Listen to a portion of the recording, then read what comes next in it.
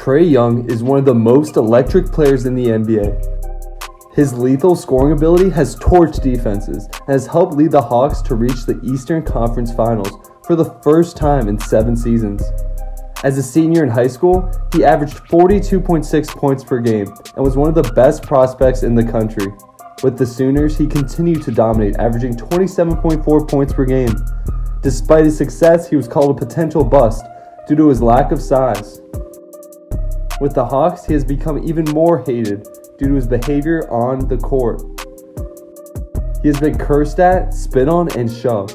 He is hated for his stop-and-style start of play, his ability to draw fouls, and his clutch shooting skills. GQ writer Will Leitch stated that he's so good you want to throw him off a cliff. So why does everyone hate Trae Young? Is it because of his athletic abilities or the way he conducts himself on the court?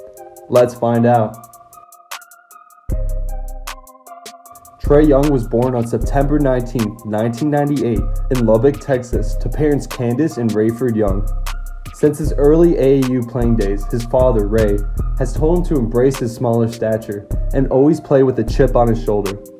He primarily played shooting guard in his early days due to his lack of dribbling skills and possessed limitless range. Young stated that in 8th grade, he couldn't shoot at the regular three-point line because that's where all the defense was. He instead had to keep scooting farther back. This led him to chuck up ridiculous shots, and early on, he already garnered hatred. In high school, Young attended Norman North in Norman, Oklahoma. During his senior year, he averaged 42.6 points, 4.1 assists, and 5.8 rebounds while shooting 48.9% from the field. Despite his high school success, he stood at just 6 feet. Due to his size, he was brought down in the rankings and wasn't even viewed as a top prospect on his AAU team. That title belonged to current Nuggets small forward Michael Porter Jr. Young felt he deserved the recognition as the top point guard recruit in his class, and yet he had finished his high school career in 4th, behind Colin Sexton, Trayvon Duval, and Jalen Hands. Young committed to play for the Sooners over the Kansas Jayhawks, and he lived on campus just 11 minutes from his home. At Oklahoma, he garnered comparisons to Steph Curry due to his superior handles and shooting abilities. Through 15 games, he was tearing it up, leading Oklahoma to a 15-2 record. He received shoutouts from NBA superstars LeBron James and Steph Curry after averaging nearly 30 points per game. However, this dominance was not meant to last, and fans began to expect the spectacular play for the rest of the season. But as soon as he began to struggle, the harassment and hatred began to pour in. Besides the attacks on social media, he also received overrated chants while playing in Lubbock against Texas Tech. When they faced off against Oklahoma State, fans held up pictures of birds to distract Young, who has an irrational fear of birds, also known as ornithophobia. Young claims that his fear is legit and is worried about the prospect of not knowing what to do if a bird attacks you. Anyways, after Oklahoma lost 8 of their last 10, they finished with an 18-14 record, while Trae averaged 27.4 points and 8.7 assists per game. He was seen as a guaranteed lottery pick in the 2018 NBA draft. However, his overconfidence and smaller stature led many scouts to tab him as a potential bust. The hate continued just before draft day as analyst Jonathan Tarks of The Ringer tabbed him as the poor man's Steph Curry. The Hawks ended up trading their 3rd overall pick, Luka Doncic, to the Mavericks in order to select Trae Young, a prospect with a ton of upside, but also with the ability to become a bust.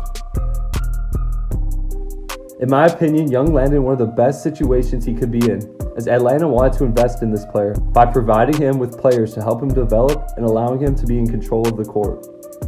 The media seemed to feed off the analysis formed by these scouts as they tried to denounce his accomplishments that he had achieved with the Hawks during his first 2 seasons. These criticisms came as the Hawks finished just 29-53 during his rookie season as Young struggled shooting the ball. He was compared side to side with Doncic, as he was the player that Atlanta had traded away, and unfortunately for Trae, he wasn't having as much success as the young Mavs star. Young, however, found ways to distribute the ball as he finished 4th in the league with 8.1 assists per game. The following year, they finished an abysmal 20-47. Young improved his game enough to be named an all-star starter while averaging 29.6 points and 9.3 assists per game. He prepared himself well enough to become the offensive maestro through intense conditioning before the season. However, despite an incredible scoring season, Trae was unable to lead the Hawks to the playoffs.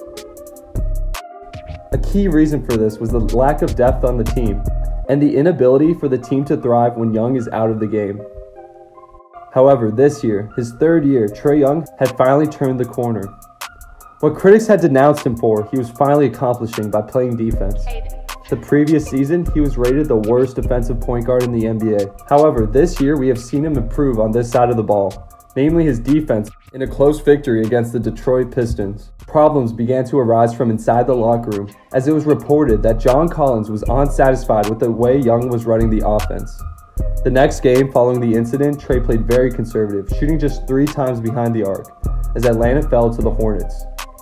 This game basically proved that when Young stepped away from the role of the playmaker and main scorer, the team had struggled.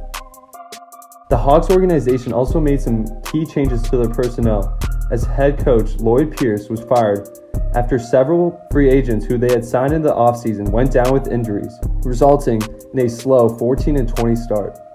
Pierce, who had begun his coaching during Young's rookie season, finished his time with Atlanta with 63 wins and 120 losses. They replaced him with intern Nate McMillan, who helped turn around the team, leading them to a 27-11 record to finish out the season. With players such as Gallinari returning from injuries, the Hawks were able to build back up their confidence and allow Young to take full control. McMillan switched up the offense to provide Collins more opportunities to score in the post, and suddenly the Hawks found themselves as the 5th seed set to play the 4th seed, the New York Knicks. Trae Young versus the New York Knicks. The fate of the series could very well lead to a long-lasting rivalry and hatred between Young and the Knicks' organization. The Knicks had finally reached the playoffs for the first time since 2013. Fans were excited to watch the unexpected team face off against the Hawks at MSG. However, fast forward to the end of Game 1 and we see Trae Young win it on a last-second floater, following by a shushing of the crowd, much to the dismay of thousands of Knicks fans. After the game, New York City Mayor Bill de Blasio criticized Young and told reporters that he should. Despite all the hate he has received, Young has his allies in the NBA, such as Knicks point guard Derrick Rose, who stated that the reaction to Trae's display of showmanship is proof that the league got so soft. Remember his fear of birds that I had mentioned earlier? Well, the Knicks fans didn't forget. One fan dressed up in a bird costume to distract him on the court. Young, of course, was able to ignore this. The fans did not stop, however, as he was spit on during a 101-92 Game 2 loss. The harassment continued throughout the series. Young loved the negative attention and capped it off with a spectacular 36-point performance during Game 5. His most savage moment came when the Knicks fans were giving a standing ovation for the team's success, as it appeared imminent that they were going to lose the series. Trae Young proceeded to nail a deep 3 and take a bow in front of the standing crowd. Afterwards, he stated, "I know where we are. I know it's a bunch of shows around the city, and I know what they do when the show is over." So honestly, it appears he was just trying to be respectful by bowing after putting on an absolute show during that series. I don't know, maybe Knicks fans will see it in a different way. Against the Sixers in the Eastern Conference semifinals, many analysts discounted the Hawks and believe that Philadelphia should have no problem taking down a team with almost no playoff experience. Young played well throughout the series and eventually went to Game 7. Although he finished just 5 for 23 from the field, shooting guard Kevin Huerter picked up the slack and led the Hawks to a huge 103-96 victory.